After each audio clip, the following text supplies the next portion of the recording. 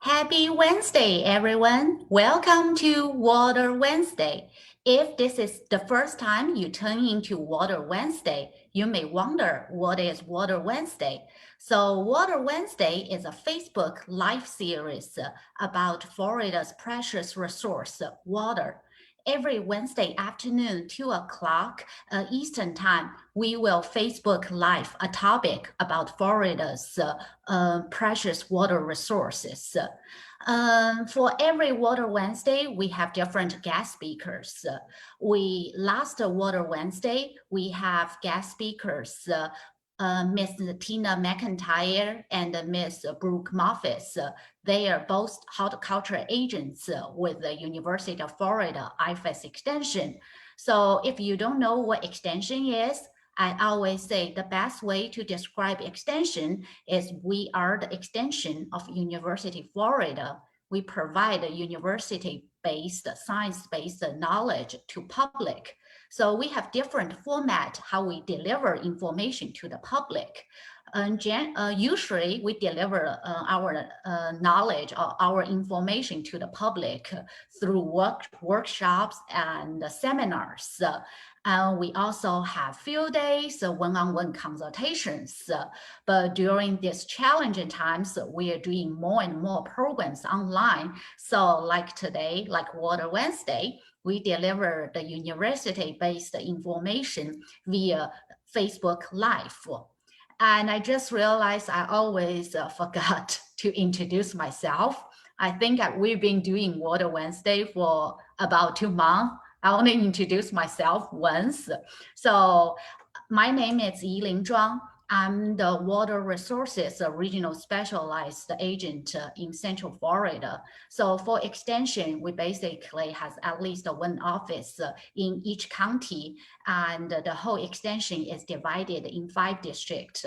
And for Central District, it's mainly Central Florida, which covers 11 counties.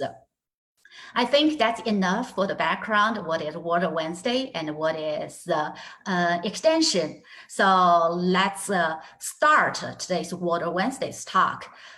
If you turn in last Water Wednesday, so you may already learned what is an irrigation system and how to set up your irrigation system. And we said it's 2 parts. So part 1, it just give you an overall idea what it is. And part 2 is today, it's your irrigation system calibration. So our guest speakers, Miss Tina McIntyre and Miss Brooke Moffitt. So let's welcome our guest speakers, give us the part 2 of your irrigation system. Hi, everyone. I'll be joining you in a little bit. That's Brooke, and I'm Tina McIntyre, and thank you so much, Yilin, for hosting us today. We're gonna be getting into kind of part 2 of our little mini series here within Water Wednesdays about easy calibration. So like she said, last week we went over kind of the basics of that irrigation system. And today we're just gonna kind of dive deeper into some irrigation problems and faux pas and different little tips and tricks to help you save water, make sure that you're getting happy plants. So I'm a Florida Friendly Landscaping Agent in Seminole County for the UF IFAS Extension, and we basically teach the 9 principles. And one of the 9 principles we're focusing on here today is watering efficiently. And so just making sure that, again, we have that proper application of water to our landscape. So just to look at the agenda, we're going to go over Florida's water situation currently. And this is fresh data that we're going to be providing to you. Irrigation recommendations, how to calibrate an irrigation system. I have a nice video to show you, regardless of the brand or irrigation heads or different things, parts of your system. This is something everybody can do. And then Brooke's going to take you through the irrigation problems that are super common, we see all the time. So in our state here in Florida, we are growing rapidly. Obviously things might be a little different during COVID, but things are continuing to grow, and our projected population, this is data that I'm going to be showing you from the Central Florida Water Initiative, and we'll talk a little bit more about that later. But basically, we're increasing, anywhere from 900 to 1,000 people per day in the state of Florida. People come here to retire, to enjoy the beaches, and that doesn't really even address our tourism population that comes. These are really people that are just coming to move here, to live here, to have jobs. So University of Florida Geoplan Center did a study with 1,000 Friends of Florida and the Florida Department of Agriculture and Consumer Services. And they did this plan where they looked at 2010 data versus how it trends over the next 70 years. And then if things were to change, they made what's called an alternative. So here on the screen, you can see the 2010 data of land development within the state. Then it shows the trends. If nothing really were to change over the next 60 years, how would our land within Central Florida and the state at large start to look?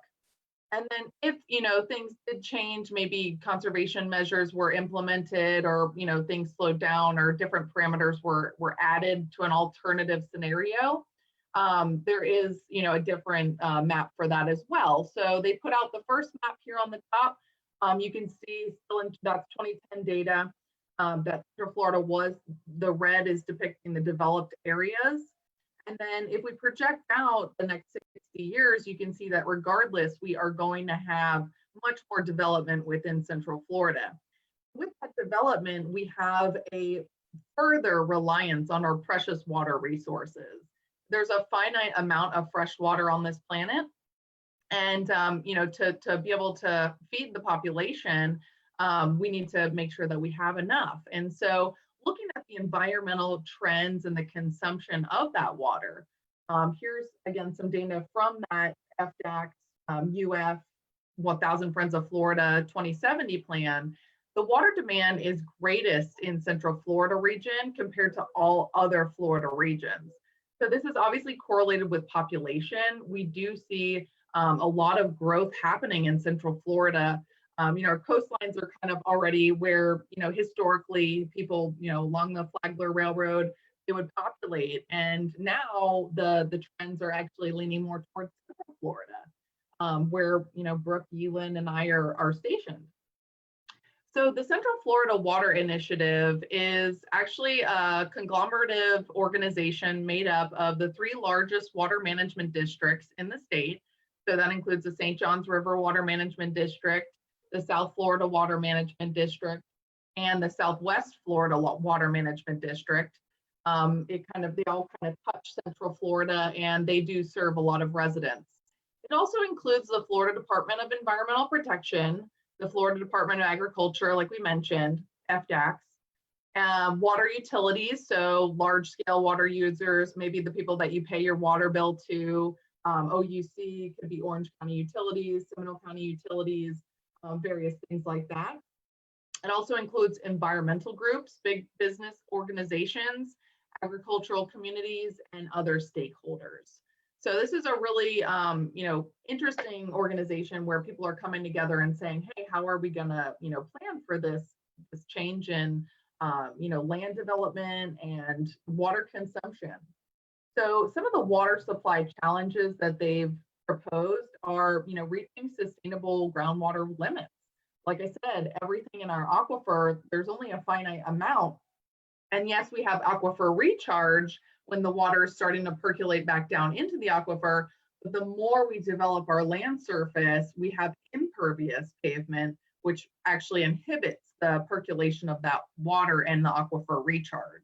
So that's why they're saying that, we're reaching sustainable, groundwater limits. There's only so much there. And of course, that same aquifer feeds our springs.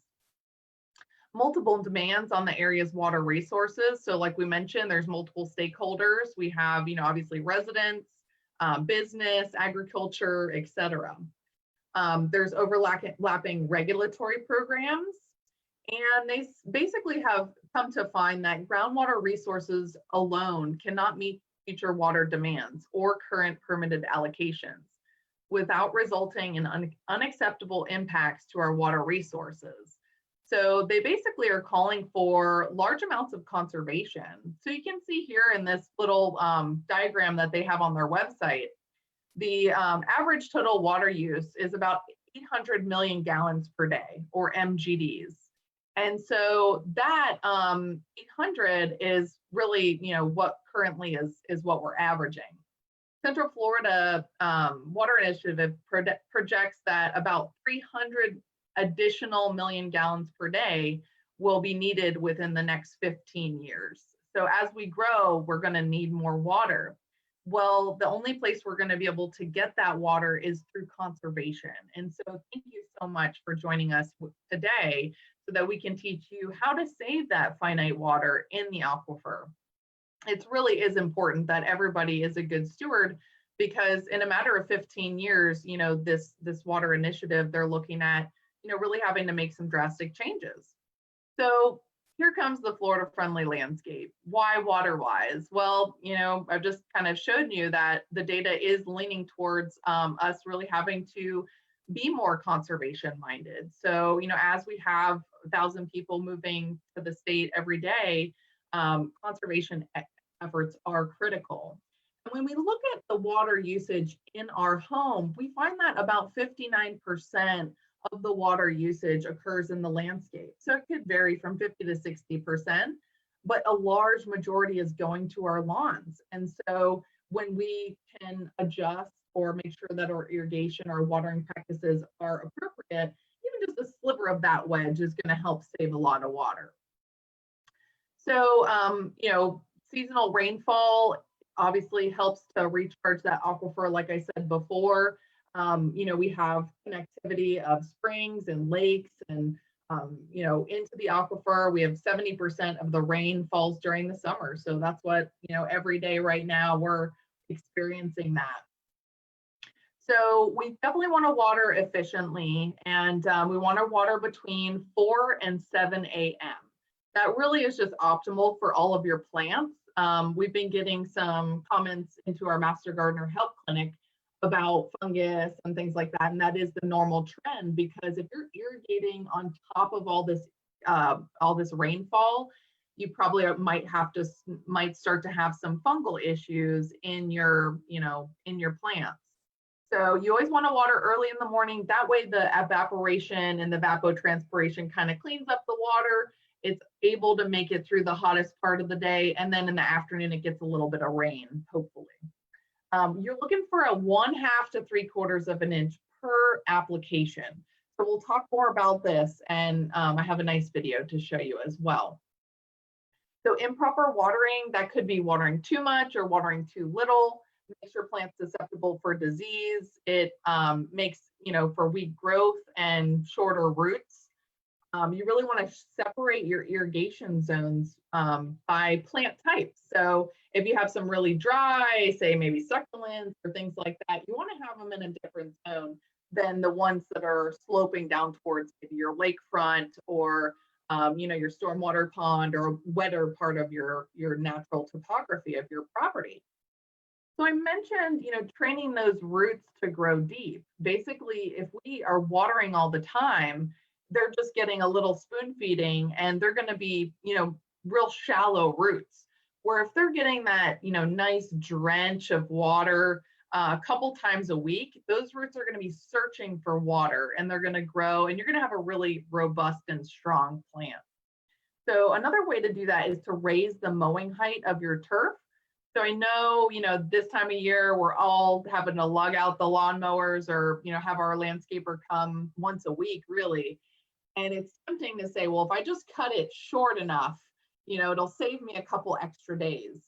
But that actually stresses out your turf. So what you want to do is make sure that you're mowing to the proper height. And for those of you that have St. Augustine, it's going to be about, 3 inches, almost 3 inches, to be able to make sure that the leaf material is enough, and then also that the root material will start to mimic that leaf material. You want to water infrequently, but deeply. So a lot of these summer rains are going to encourage deep growth, which is great. You want to adjust the frequencies by season. So again, you probably don't need to be watering as much.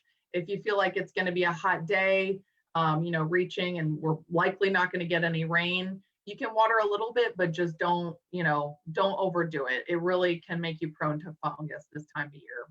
And then making sure your tools and your, mowing blades are nice and sharp. Making sure that you're cleaning your tools is always going to help with making sure that your plants aren't spreading disease, or making sure that, the end of that grass blade is nice and clean, a clean cut rather than more of a frayed type cut. And then of course, look at your plants, walk around your yard. I know it's hot, but even in the early morning or late afternoon, you can get out and just take a look. So sometimes with too much water, it's just, it's just inundating the plants. And so this here, I have a picture. This came into our help desk directly to me, and it's algae lawn. So it's just way too much fertilizer, way too much water, and she's actually getting pooling of water with algae growing in there. And so just way too much water. You might also see dollar weed, fungus. In this case, she's getting a slime, algae, and then mushrooms even as well. If you get mushrooms, a little seasonal is not a big deal, but if you're getting a constant repetition of those mushrooms, it's just not going to be a good, it's an indication you're watering too much. And then you also could have your watering too little. So the grass leaves might start to curl and become more erect. The landscape plants, you'll see a lot of the wilting, and your leaves might turn brown or start to yellow and gray. So here's a great picture of some turf that is really, really thirsty. Not going to see a lot of this these days, but maybe in the month of May, it can go either way. April and May can tend to be fairly dry. So, just watching for that. You might see some footprints that are left on the actual sod.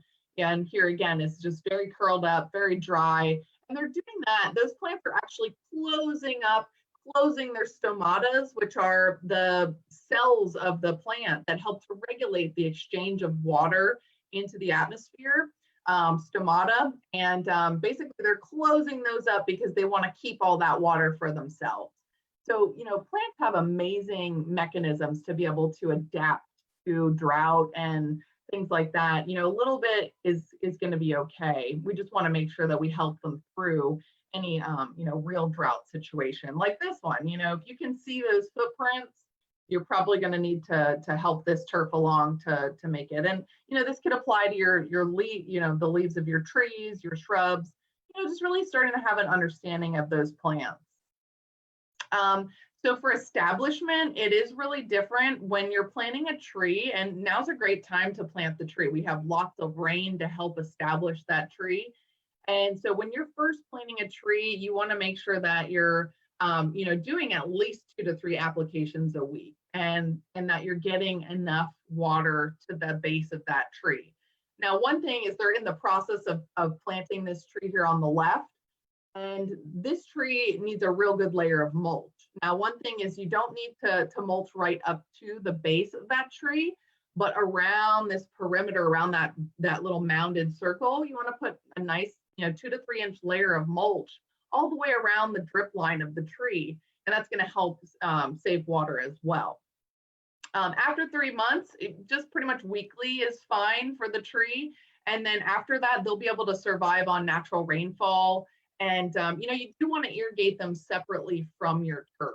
So typically, when you are watering, you want to get about 2 to 3 gallons per inch of the trunk diameter. So, let's say that you're just planting a small tree that's 2 inches. You want to get anywhere from 4 to 6 gallons on that tree per application, just depending on if you just planted it or if it's, been well established. And Tina, if you don't mind, may I jump in there for just a moment? Absolutely. So with your trees too, it's really important to note that you need to build this berm around your trees, and you need to fill that berm with water. So a lot of people think they can plant a tree and just rely on their turf irrigation. And so we end up with some trees that never establish property, that have never established properly, and end up having long-term issues. So you really want to build that berm and really fill that up with water. Okay, I'm out again. That's right, Brooke. Absolutely. Because, tree establishment is critical. And when we get a couple years down the road, we can't go back and fix these problems. So watering your tree, everybody comes together for the nice planting and gets excited. but it really is a year-long commitment to make sure that that tree gets the water, nutrients, mulch, and proper planting level. That can also factor into the long-term tree issues. So we'll do another webinar on trees, I'm sure. Okay, so getting into our proper calibration method. So I'm just going to go over a couple slides and then show you guys a little video that'll really show you this in action. So you want to place the cans around the yard. This is called the catch can method. So again, anybody with any type of or brand of system can do this. You're going to save little cat cans. You're going to place them around the yard, turn your system on for 15 minutes. And then when you turn it off, take a ruler and measure exactly how much water you're getting in those catch cans. Okay, so you can see sometimes the irrigation might not be properly placed and some cans fill up quicker than others, but you're just taking an average for that zone. So I'm just gonna go out real quick and pan over to my video and show you guys. Hi, I'm Tina McIntyre, Florida-friendly landscaping agent with the University of Florida IFAS Extension in Seminole County. Today I'm going to teach you how to calibrate your irrigation system so that you can save time and money and be sure that your landscape is receiving the proper amount of water. We definitely want to make sure that we're applying the proper amount of water to our landscape so that we're not watering the weeds, creating a rotting environment, enhancing the fungus, or leaching expensive fertilizers. About 50% of our home water use goes to watering the lawn. So if you have your irrigation set properly, you'll be saving time and money. When planting a landscape, it's best to group plants by their water needs. We recommend your landscape plants and shrubs are on micro irrigation, which will directly water plants at their roots. Most of your sod will be on rotor heads that offer broader coverage. Today I'm going to be showing you what we call the catch can method. You'll need 4 to 5 cat cans or tuna cans that are washed out and a ruler. Place the tuna cans around zone 1 of your lawn randomly. Turn on the irrigation for 15 minutes. When the irrigation turns off, measure the amount of water in the cans using a ruler. You want an average of 1/2 to 3/4 of an inch throughout zone 1. So if after 15 minutes you have 1/4 of an inch, you will need to run the irrigation for 30 to 45 minutes for that zone to reach the desired average of 1/2 to 3/4 of an inch. A great way to save water in your landscape is to install a rain sensor. Rain sensors are actually required by law in the state of Florida since 1991. Irrigation is actually a supplement to the rain that falls. So if you're having a really wet and rainy day or rainy week, you can really pull back on your irrigation, and rain sensors can help you to do that. There's also the option of a soil moisture sensor, which can detect the amount of water that's in your soil and help you to adjust the system accordingly. It's important to consult your manual for the brand of irrigation that you have. Each brand will have different start dates, times, and run times, and how to set it. So you definitely want to check with your manual to see what the best way to do it is. New plants will likely need water every day, but most established plants need far less water. When installing new landscapes, be sure that you're checking the irrigation for the first 3 months and recalibrating just to be sure that those new plants are getting the proper amount of water that they need. Another key is to look for signs of wilting in your plants, such as drooping or curled leaves. This indicates you might need to irrigate more in that plant zone or hand water to keep the plant alive. With a well-calibrated irrigation system, a keen eye for checking the needs of your plants, and an installed rain sensor, your plants will be getting the proper amount of irrigation, you'll be protecting the environment, and you'll save money on your water bill. For more information, check out some of our Florida-friendly landscaping classes, visit our website, and like us on social media. Excellent. Well, I hope you guys enjoyed that that video, and let me just get back to my PowerPoint here. Yeah, and feel free to put questions in the chat box as we go through. We're always happy to take questions or comments that you might have. And, the catch can method is pretty straightforward, but, you might have a specific instance in which, you have a question. So feel free to put it in the chat box. And with that, I'm going to turn it over to Brooke. Hi, everyone. So I've got the best part here, the irrigation problems that you may all experience. So very, very common. And one of the number one things that we run into with irrigation systems, especially once they have been there for, a few years, maybe even several years, but could just be a couple years because plants grow incredibly fast, is blocked sprinkler heads. So you have this juniper here right next to the irrigation head. The irrigation head spraying water all over it, and it's totally missing the turf. Plus, junipers can survive on natural rainfall, and if you give them too much overhead watering, they will get fungal problems, so they'll end up being diseased. So anyhow, so this really isn't helping the juniper, and it's not helping the turf because the irrigation is not getting to the target. And we see this quite often. Let me see if I can advance here. All right, so here's another example. This homeowner came into our extension office and, said that they were just having this awful problem with their turf grass in this area. And the very first thing that they wanted to do was treat it with a fungicide, or they wanted a quick kill insecticide. So they knew that it had to be a pest. Well, lo and behold, upon further inspection, their sprinkler system was along this cage over here, so along their lanai, and it was being blocked by the plants in front of it. So our advice to them was to either trim the plants down low, remove those plants, or move your irrigation system. So the easiest thing to do would be to remove the plants just in front of that irrigation head. Maybe they could do some type of low growing ground cover instead of this hedge all the way across.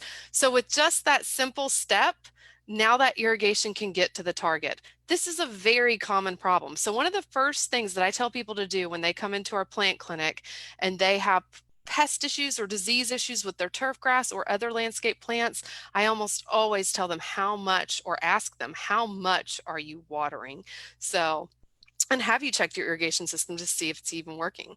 Here's just another example. Here's an irrigation head and it was placed up on a riser, but there's a podocarpus hedge. And this was probably fine for 2 or 3 years as that podocarpus got established. But once it started to get taller than the irrigation head, it is now blocking it. And then you're getting too much water blasting onto the leaves of these plants, dripping down and possibly creating a root rot situation. So this, again, the solution to this is move that podocarpus hedge, lift that riser even higher in the air, or move that riser to in front of the podocarpus hedge. So those are the options. And then also another good thing I think to point out is that your turf grass may need more frequent irrigation than your landscape plants, because a lot of your established trees and shrubs, they really don't need to be irrigated unless we get very droughty. So they can survive on natural rainfall, which I think Tina was pointing out too. And while I'm talking about some of these problems that I've experienced at developments around Central Florida, why don't you guys type in the chat box and let me know if you have any irrigation problems, and who knows, maybe I'll have a solution for you. But irrigation can be tricky. So another issue that we found is I went out to a large development because multiple houses were having problems growing their turf grass. For one, they were on excessively drained sandy soil. So not just well-drained sandy soil, they were on excessively drained sandy soil, and they had a high topography. So you had kind of these rolling hills in the area. And so again, the actual soil held very little moisture to begin with. But what was happening in this development is we were getting excessive pressure, and there weren't pressure regulating bodies in the spray heads or along the system. So they might be watering, and these residents may have sometimes irrigation bills that were $400 a month, or water bills that were that expensive because they were watering like crazy. But the water was just misting off, and it wasn't getting to the location. So it was just wasting money and wasting precious water. So our suggestion in this type of situation is that you can actually get a spray head that has a pressure regulating device in it, or you could purchase a valve pressure regulator. So this would be changed at the valve box. From anywhere in your landscape from that valve box on, the pressure would be regulated in the system. So this was a common problem throughout this development when we started doing some detective work here. And you can see just the turf grass looks really unthrifty in this area. If I could just interject in, Brooke, I just wanted to give a quick plug for our irrigation or irritation Water Wednesday last week that people are more than welcome to watch. It's recorded on Facebook and YouTube, where we, kind of talked about some of those issues of, having the valve pressure regulators and where that would go. So feel free to reference that last week's Water Wednesday if you do need to install a valve. We go over it in that webinar. Right. And in this, I'm showing you some pictures from most of them are from one development actually, and they were having a lot of issues because the residents didn't understand, and actually no one really understood the the community. They didn't have quite the HOA status yet, so they had the organization, I can't think of the name, but the development organization, not the HOA, before that transition happens. They were still in charge kind of this, but the landscapers also didn't really know how to troubleshoot this, and the homeowner didn't know how to troubleshoot it. So it was kind of funny because everybody was pointing fingers at everybody else, and really it was irrigation that was the issue, and it wasn't so much some of these other things. Now there's other things that you can do though. In this development, there was a lot of really excessively drained sands. So you could, before you even installed that turf to begin with, you could go in with some organic matter and work it into the soil to increase the water holding capacity. And that's something that I recommended for almost every one of these plots. Or I shouldn't say plots, homeowner yards. I love that idea, Brooke. Adding organic material to your yard is always going to be beneficial. And best thing is in Seminole County, it is exempt from our fertilizer ordinance. So you can actually apply it at any time of the year, and it's going to help your turf, help absorb that water, and help conduct your nutrients. Right. And it's also, if you pick a really nice organic matter, you're going to have some biological organisms in there that can be very beneficial. So that's another consideration too. And sometimes in that organic matter, you have beneficial nematodes that will actually feed on your pest nematodes. So this was another home in the same development. Let me set the situation for you. This lady's backyard looked terrible. I would be upset if I was this lady too. But come to find out, she had a hose reel right next to her back door, and it was blocking one of the irrigation heads completely. All they needed to do was move that hose reel, but nobody had thought about it until we came out and checked out the irrigation. The other issue is there was a swell over here, and all the irrigation was laid down into the swell. And so when it irrigated, it hit the top, the high point there, but couldn't quite clear the high point. So it was getting irrigated like crazy, and you can see how nice and lush this grass is, and even down into the swell, but the irrigation wasn't getting to that turf grass. And then there were nematodes on top of it, probably because the poor turf grass was so unhealthy. So it's like ringing the dinner bell for a pest when we have unhealthy turf grass or unhealthy landscapes. Another thing, I like this clean the donuts. This is an irrigation donut that's very common to put around an irrigation head, and it's just to help you not bump into it with equipment and that type of thing to where you can damage the head. But so many times these donuts, and not just these donuts, but if you just had irrigation out in your yard, your creeping turf grasses, like your zoysia grass that kind of forms that rug, and the St. Augustine that has all those runners, can actually just grow right over your irrigation heads and keep them from popping up. And it's so simple to fix the situation. So let me show you another yard. Oh, so clean that donut. Here was a yard. This was actually in the Villages, and this homeowner came to us and said, an area of my new zoysia grass is in decline. I just don't know what to do. And do you notice anything interesting about this picture? Well, it's really, really, really brown. You see some green over here. Kind of has a circular, sort of a irregular, semicircular shape there.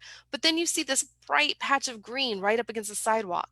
That was an irrigation head. All that had happened was that the turf grass grew up and over the irrigation head, so it simply could not pop up. So anyhow, and I have to give credit to Jim Davis. He is an extension agent in Sumter and Hernando counties. He's the county extension director now, but he's a great photographer and took most of these pictures. So I borrow Jim Davis's pictures. But anyway, so this is another picture of that yard. Again, you've got the donut that's blocking that irrigation head from popping up. Here you see it up close. This is it after the donut was cleaned and the irrigation head could pop up. That was the only issue that was wrong with this yard. So, just again, anytime someone comes to the plant clinic with some type of turf issue, again, the very first thing I'm going to ask them is how often are they irrigating? Have they checked their irrigation system? Sometimes they're irrigating too much, and that's often the case, but sometimes the irrigation just isn't happening, or the homeowner's not even aware that that's an issue. So people always want to point to fertilization, or they always want to put something on it because we as human beings like certainty and we like a quick fix, but these are natural systems, so you can't just spray things sometimes. All right, so another thing that you want to do too is unclog filters. Did you know that your irrigation heads come with filters? This is actually recommended to do about once every 2 months in your irrigation system, just because they can get filled with gunk. So you just want to take your irrigation filter and you want to blast it off with a hard stream of water, get that gunk out of there, and your irrigation can hit its target. Here's a picture of a clogged irrigation head. Only thing that needed to happen here was just to have those filters blasted off with a hard stream of water, popped back into the irrigation head, and we're on our way to some healthy turf grass. And then you may come into a situation where maybe your lawn maintenance company, or maybe you, or maybe the neighborhood 3-year-old came along. My 3-year-old loves to play with my neighbor's irrigation heads, and I'm always yelling at him to stop doing that because I don't want him to redirect them or mess them up. So that's why I threw the curious 3-year-old in there. I do watch him, by the way, but you know how little kids are. So anyhow, if you have a situation where your overhead sprinkler needs to be replaced, it's very simple. They are threaded at the bottom, and irrigation really doesn't have to be that intimidating. So what you would want to do is you want to dig out an area around the bottom of that sprinkler, and you want to dig out an area well below the bottom of where that sprinkler attaches to the PVC, because when you unscrew that irrigation head, you could have dirt get into your pipes, and you don't want too much dirt to get into those pipes. So you're going to dig out from around it. You're going to unscrew your irrigation head, let the water kind of pour out that's there, and then you simply just take your new irrigation head with the threads on. They typically all come threaded, and you put some Teflon tape around it, which is also in the irrigation section at your retail garden center, and then you just screw it back in. So easy peasy to replace a sprinkler head. You really don't have to pay someone to do this. So anyhow, just again, so simple to do. And then Lynn, let me know if anybody comes in with any questions or they have some problems too. What about a geyser? Oh, this never happens, does it? So I wonder how much water is wasted by these geysers that happen because somebody hit our irrigation head, or maybe we did it, or maybe we were digging around our plants and we were planting a new tree and we hit that PVC pipe with a sharp shovel. So it happens, okay? So you can get that. So if you have a plumbing issue and say you were the knucklehead that, hit it with that sharp shovel and busted that pipe, you can fix it very, very easy. So again, irrigation is super easy to work on. But you're not going to want to get into the design, okay?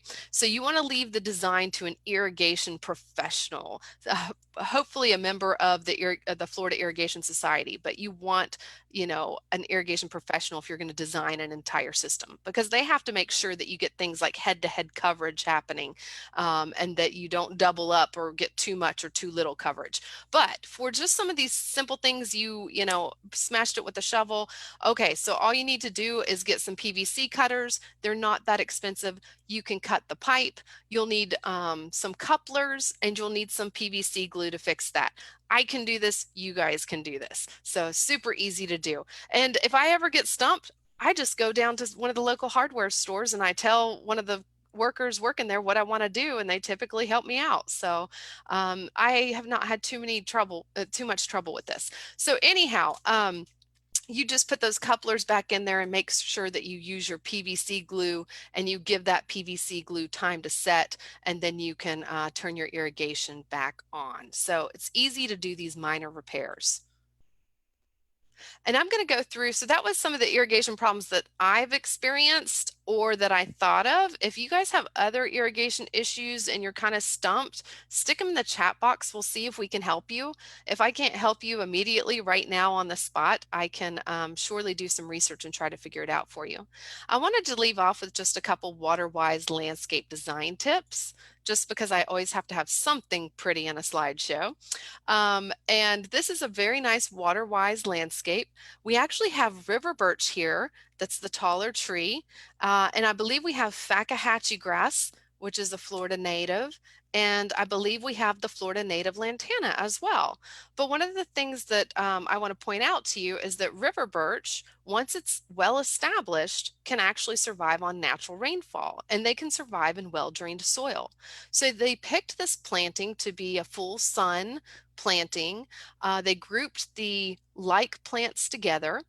And the other thing that they did is they separated their shrubs and trees from the turf. This landscape does not require frequent irrigation at all. Fakahatchee grass is very, very tough.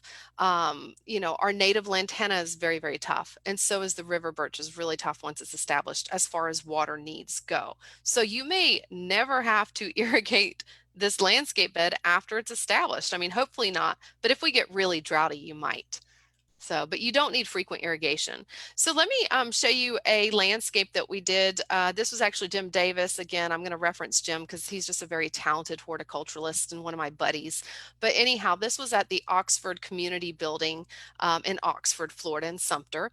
And the Native Plant Society came to our extension office and said that they wanted an all-native landscape, and they did not want to have regular irrigation. So they were going to come out and establish these plants, and they were just going to use a hose. And we said, okay, are you sure? Do you have somebody on Monday? Do you have somebody on Wednesday? Do you have somebody on Saturday? And they said, yes, we have 3 people, and they each have once a week that they have to water. I thought this landscape ended up looking really, really nice. They used Melaleuca mulch because Melaleuca is an invasive species, and that mulch is ground up and used as a you know, a wood product resource, which is nice because we're taking a invasive species and making something usable out of it. But let me show you this. This was not that long after planting. This was the summer after planting. This was it was an all native landscape, but there are lots of other Florida friendly drought tolerant plants that aren't native that can still be really nice, like Thryallis or African bulbine. They're very drought tolerant too. But anyway, with this landscape here, he grouped all of these plants that really do not require regular irrigation at all. And this proves it. They watered it to establish it. And then after that, they didn't have to water it. You know, after that, it just survived on natural rainfall. So some of the plants that they had is dwarf Walters viburnum. They had Gulf muley grass, and then they had dwarf Yopon holly as well. And then to add a statement piece here, they put in a weeping Yopon holly. What I like about this landscape is they planted one of the really, really tall, weeping, interesting plant, and then they grouped 3s and 5s, so in odd numbers of those medium textured shrub-like plants. And then they added a real wispy texture, 3 of these Gulf muley grass. And so if you plant in odd numbers, it looks really nice for the human eye. So keep that in mind. So plant in 1s, 3s, 5s, 7s, 9s if you have a really big landscape bed. And then another interesting plant here is this, this is a not a sable palm. Oh my goodness, I Saw forgot it. palmetto. Thank you, saw palmetto. This No is a problem. silver, it just escaped me. This is a silver saw palmetto. And this is one of those plants where you plant one of it and it looks very, very striking. So, but anyhow, my point being that you can plant a beautiful Florida-friendly landscape and not really need additional water. One thing I'll point out too is that this picture was taken in the summertime. And so if you were in the spring, this would be a profusion of white blooms. If you were in the winter, you would have red berries on this weeping yopon holly. And if you were in the fall, you would have purple from this muley grass. Again, looks very nice. And so we're looking at this landscape during its downtime, which is in the middle of summer. So we don't have a lot of color going on here. But I think because they varied the texture, it still works. And this is just let me go back just a moment. This is hang on everyone, bear with me. This is another Florida-friendly landscape that I think is really nice. They have a mix of natives and non-natives, but they have our state tree, which is not really a tree at all. It's the sable palm. They have, it looks like thryallis back over here. They have saw palmetto, and it looks like maybe Indian hawthorn, another non-native, but it's still a pretty tough plant. And then they have this nice mulch path that comes off from it. And I think that is just an absolutely lovely Florida home and lovely Florida landscape too. And with that, Yilin, do we have any questions about irrigation? So I did get word that Yulin's screen is frozen, but as of right now, we do not have any questions coming in from Facebook. So we'll just give another quick minute or two to see if any of that comes in. I have her on my text and my phone. To see if anybody comes in last minute. She said still no questions. So in the meantime, just in case there are anybody typing frantically, we'll just go ahead and promote our next week, which is rain sensors. So if you are kind of graduating little by little, learning more about these irrigation systems, and you do want to incorporate that rain sensor, maybe you got an old one, maybe you want to, an update, or just learn more in general, you can join us next week. There'll be a different guest speaker Yulin will be hosting to talk about the different types of rain sensors and their effectiveness. So you can check that out. And then I know I'm also offering a webinar on invasive species. If you're interested in that, it'll be July 16th at 3 p.m. And you can find out more by visiting the University of Florida IFAS Extension in Seminole County, that Facebook page. So UF IFAS Extension Seminole County, check out our Facebook page, and you'll see the event and the post about the invasive species next week. So check that out. And then Brooke, do you have any last minute announcements before we Well, yeah, actually, we have a class coming up, which I can't believe we have a ton of signups for this topic, but it's figuring out fertilizer. So I will be spending an hour with you going over fertilizer labels. Woo, so exciting. But that's going to be this Friday at 2 p.m. But, people really want to know how to do it correctly and, what types of products to use and that type of thing. And so I will be going over that at 2 p.m. this Friday. You can check that out at lakegardeningprograms.eventbrite.com, and we have a nice lineup, and we do that every Friday at 2 p.m. So as far as the extension offices go, we have so many online resources right now. It's been great, really. So, and we've been getting a lot of participation. So check us out. Check out each of your local offices. And the nice thing about offering all these virtual classes is you can go to Tina's class, you could go to Norma's class in Marion County, you could check out somebody in Southwest Florida. We've had folks from Italy to Canada to Texas on some of our talks. So very cool, right? So the virtual world just opens us up to so much more. But I just want to thank everybody for their attention. So, and again, it really does. And we did actually get a question in. He wants to know how to operate his system without the manual. So he can't find the manual and doesn't know what system it is. So he should be able to find the brand of the system. It should be right on his irrigation box. And my advice to you is, and it sounds like you're struggling with this, is to actually find that manual. So if you can look for any model number, we've had to do that even at our own extension office. Here in Lake County, we have about a 3.5-acre demonstration garden, and we have multiple irrigation systems. And so we've actually had to go in, find that model number, find that brand name, and then download that manual. So we've had to go in and do that. That's my suggestion, is just try your very best to find any kind of number or brand name on the irrigation system. The other option is you could always take a picture of the box, the picture of the control panel, and send it to one of us, your local extension office. Let me type my email in the chat box, and I'd see if I can figure out which one it is for you, because you really do want to find that manual, because that's going to help you.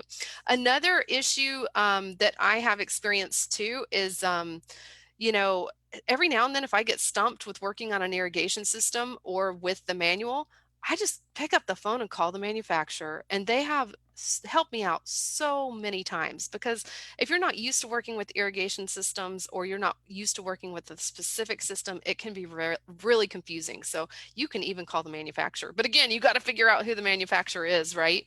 So anyhow. I know, and I know when I moved into my house, Brooke, there was an in-ground system, and there was a pump, but there was no box.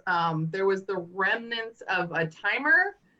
And so it's possible you don't have all the pieces as well. So if you have an in-ground system, start checking that, look at the rotor heads, things like that, but you might actually have to hire a professional, or, get that box installed if there isn't one. That's the a good good thing is suggestion. that those old boxes are actually more manually set. Where the new boxes, if you did have to go to a new box, the great thing is they're very compatible with new technology. So we did have to put in a new box, but I put it right to my phone. So I have an app, and it makes it a lot more convenient to delay if there's a big rainstorm or things like that. So yeah, hopefully you'll have some kind of manual, and give them a call, do a Google search or a browser search for if they have the manual online. That's very typical for them to offer the manual online. But if you don't find anything, you might not have a complete system. And again, last week we talked about each and every single portion of the system itself. So you can go back to the last week's Water Wednesday irrigation or irritation to find out more about, the full parts of your system. Mm-hmm. And if you wanted to go even more rogue, we had an irrigation system, and it pulled off of our little retention pond in the backyard. It was constantly getting clogged no matter how many filters we put in.